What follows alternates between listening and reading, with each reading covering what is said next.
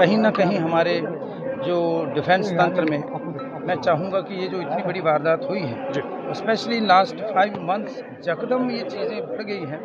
इसका मतलब है हमारा पड़ोसी मुल्क जो है वो कोई अच्छी रोल प्ले नहीं कर रहा है। कोई भी मुल्क हो जो हमारे पड़ोस में है, वो directly indirectly they are supporting terrorism.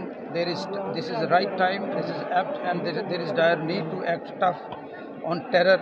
उसके लिए आपको टेक्नोलॉजी का इस्तेमाल करना है, उसके लिए आपको अपने अस्त्र शस्त्रों का इस्तेमाल करना है। बट देयर इज़ नीड, हमारा नशा जो है वो सरहद पार से तस्कर हो रहा है। हमारी नई पीढ़ी जो है, नौजवान पीढ़ी को तबाह कर रहे हैं। हमारे 4 जवान पिछले दिनों शहीद हो गए। Encounter is still on, you don't know कितने लोग हैं क्या है। तो मुझे लगता है there is dire need of coordination between all the forces also.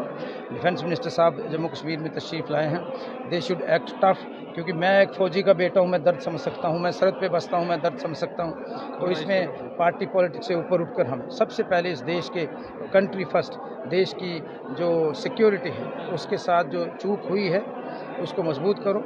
चाहे you have to act what defence minister told in Akhnoor, आप भी वहाँ थे, तो मुझे लगता है वी शुड एक्ट। और मुझे यकीन है प्रधानमंत्री साहब पे और अपने मुख्यमंत्री साहब पे जो उन्होंने बातें की हैं वो पूरी होंगी। और सरहद पे रहने वाले बगैर वर्दी जो इस मुल्क के मुहाफिज हैं, जो लोग हैं, वो शाना बशाना चल रहे हैं। मैं भी उनमें से एक हूँ। तो सबसे पहले नमन है उन लोगों को जिनकी शहादत हुई, उनके परिवारों को परमात्मा इतनी सकत और हिम्मत दे कि वो इस हादसे से फेस कर सकें, लड़ सकें।